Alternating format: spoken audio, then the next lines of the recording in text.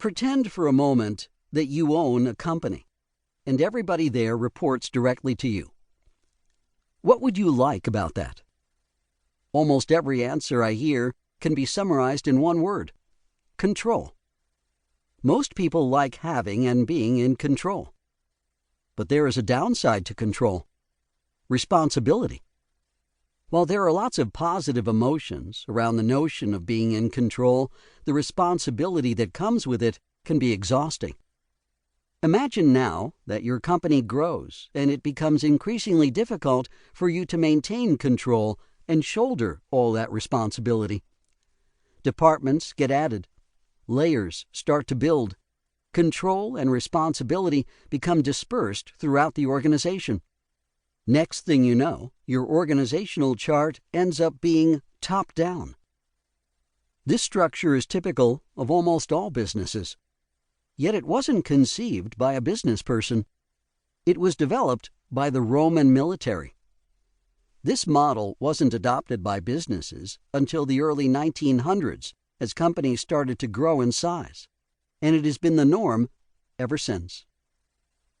From a military perspective, this structure can be broken into 4 levels. From top to bottom, you have generals, officers, soldiers, and below that, the enemy. The general's primary role is to do the thinking.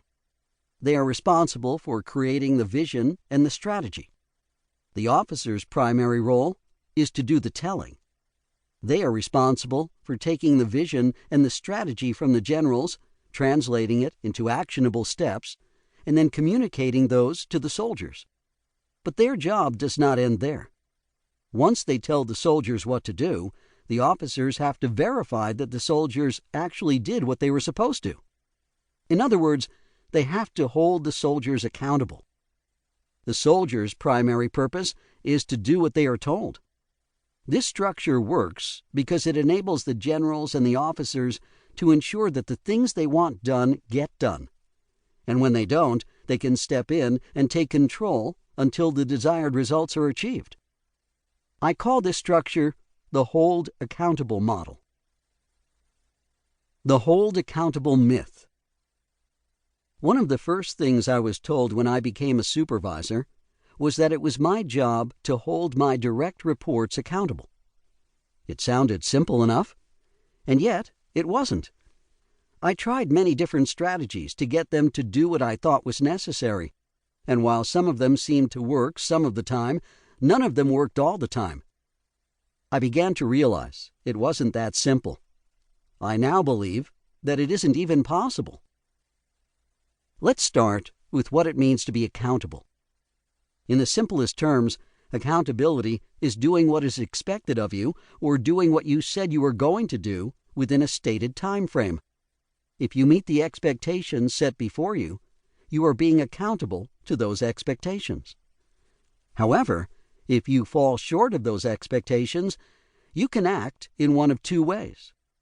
You can act in a way that is unaccountable, or you can act in a way that is accountable. Unaccountable behavior. Make excuses, blame others, deflect, hide, or continue doing the same things over and over, expecting different results. Accountable behavior. Own the fact that you are not meeting expectations and start doing things differently until you meet the desired expectations. If we can agree that is what accountability looks like, then how does one hold someone accountable? For the leader, the typical process looks something like this. Set very clear expectations.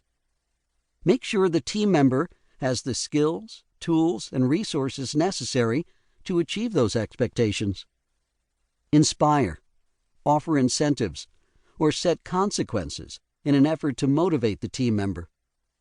Monitor and measure progress toward meeting those expectations.